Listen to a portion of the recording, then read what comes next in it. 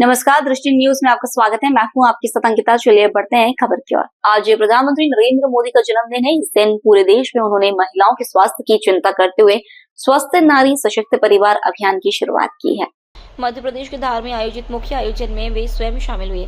विदेशों में मुख्य कार्यक्रम ऑडिटोरियम में हुआ, जिसमें आंगनबाड़ी कार्यकर्ता, लाडली बहनें और अन्य महिलाएं शामिल हुई। यहाँ स्वास्थ्य शिविर का भी आयोजन किया गया, जिसमें विभिन्न प्रकार की बीमारियों की निःशुल्क जांच की गई। कार्यक्रम में मुख्य अतिथि के रूप में परिवहन एवं शिक्षा मंत्री उदय प्रताप सिंह शामिल हुए।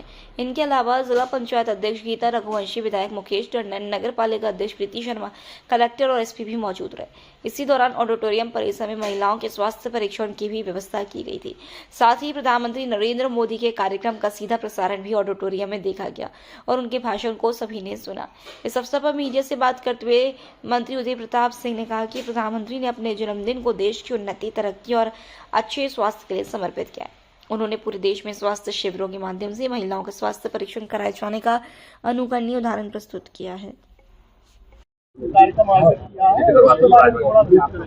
मैं सबसे पहले तो देश के यशस्वी प्रधानमंत्री श्रद्धेय नरेंद्र मोदी जी को उनके जन्मदिवस की बहुत शुभकामनाएं देता हूं। उनका जीवन यशस्वी हो, ऐसी प्रभु से प्रार्थना करता हूं। साथ ही उनको धन्यवाद ज्ञापित करता हूं कि दूसरे राजनेताओं की तरह अपने जन्मदिवस का उत्सव न मनाकर उन्होंने इस देश में नारी स्वस्थ हो, सशक्त हो, इस देश में कुपोषण की समस्या से मुक्ति हो, इस देश का नौजवान अपने पैरों पर खड़ा हो, इस बात के लिए उन्होंने पूरा इस सेवा का एक पखवाड़ा चलाने का पूरे देश में जो फैसला किया है, मैं उनका हृदय से अभिनंदन करता हूँ। मुझे लगता है एक ऐसा कार्यक्रम है जो हमें प्रेरणा देगा, जिसमें महात्मा गांधी जी की सोच भी है और हमारे यशस्वी प्रधानमंत्री जी का संकल्प भी है।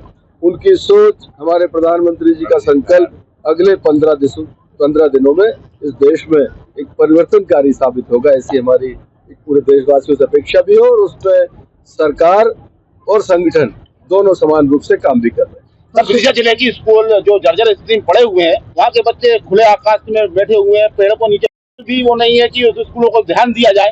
क्या कहना चाहेंगे? मैं आपकी बात से आंशिक सहमति व्यक्त करता हूँ। स्वाभाविक रूप से बड़ी संख्या इस प्रदेश में शासकीय स्कूलों में पढ़ने वाले बच्चों की, भवनों की, और आप ये जानते हैं कि भवन की अपनी एक आयु रहती है। समय के साथ उनको परिवर्तन करने की आवश्यकता रहती है। पिछले महीने हम लोगों ने मध्य प्रदेश में सैकड़ों स्कूलों के भवन, अतिरिक्त कक्ष, इसकी हमने राशि जारी की है। इस हफ्ते भी हम लोग उस पर काम कर रहे हैं। विदिशा जिला भी उसमें शामिल है, जिसको कक्षों के माध्यम से, भवनों के माध्यम से पैसा मिलने वाला है। हम लोग शासकीय स्कूलों के उन्नयन पर भी हम काम कर रहे हैं।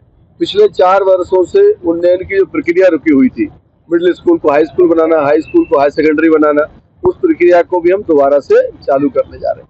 माननीय मुख्यमंत्री जी ने स्कूल एजुकेशन सशक्त हो, बच्चों को बेहतर सुविधा मिले, बच्चों को बेहतर शिक्षा की एक जो हमारी पद्धति है वो उनके पास तक पहुंचे, इस पर उनका पूरा फोकस है। लगातार हम उस पर काम कर रहे हैं। मैं आपके माध्यम से एक चीज और कहना चाहता हूँ। नई शिक्षा नीति को नीचे उतारने के लिए जिन संसाधनों की आवश्यकता है, डिजिटल एजुकेशन हो, अटल टिंकरिंग लैब हो, हमारा जो क्वालिटी एजुकेशन के लिए, डिजिटल एजुकेशन के लिए जो संसाधन उपलब्ध कराने की बात हो, सरकार सर्वोच्च प्राथमिकता के आधार पर उन पर काम कर रही है। और हमारे एक्सीलेंस हैं, मॉडल स्कूल्स हैं, संदीपनी स्कूल्स हैं, इनको भी हम और व्यापक करने की तरफ एक कदम हमने आगे बढ़ाया है। परिवहन विभाग में किसी तरह का कोई अपडेशन करने की तैयारी चल रही है? मुझे इस बात को बताते हुए प्रसन्नता है कि माननीय मुख्यमंत्री जी के मार्गदर्शन में मध्य प्रदेश में ग्रामीण, सुदूर ग्रामीण हमारी सुगम परिवहन योजना एक हम लागू करने जा रहे हैं। और हमारी कोशिश है कि अप्रैल 2026 में हम इंदौर संभाग, उज्जैन संभाग से शुरुआत करेंगे और फिर धीरे धीरे करके 1 वर्ष के अंदर पूरे मध्य प्रदेश में परिवहन सेवा जो ग्रामीण क्षेत्रों में तत्कालीन कांग्रेस के समय जो बंद कर दी गई थी, उसको हम दोबारा चालू करेंगे।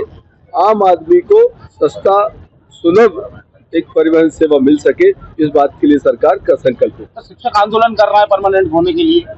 देखो, ये तो डेमोक्रेसी की हमारी यही ताकत है, प्रजातंत्र की शक्ति यही है। हर व्यक्ति को अपनी बात रखने की स्वतंत्रता है। सरकार अपने संसाधन, सरकार को जो की एक हमारी व्यवस्था है उसके तहत चलाने के जो हमारे वित्तीय मापदंड है, उनके आधार पर जब जो व्यवस्था हम शिक्षकों को या कर्मचारी अधिकारियों को दे सकते हैं, हम देते हैं। पिछले हफ्ते माननीय मुख्यमंत्री जी ने पूरे प्रदेश में लगभग 150 करोड़ का हमारा वित्तीय भार आएगा। हमारा चतुर्थ क्रमोन्नति वेतनमान का जो एक शिक्षकों को लाभ था वो सरकार ने दिया है। समय समय पर सरकार शिक्षकों के लिए मदद करने का काम करती है और आगे भी हम करेंगे। जिले में आयोजित ताइक्वांडो प्रतियोगिता में भ्रष्टाचार किया गया है, इसको लेकर आप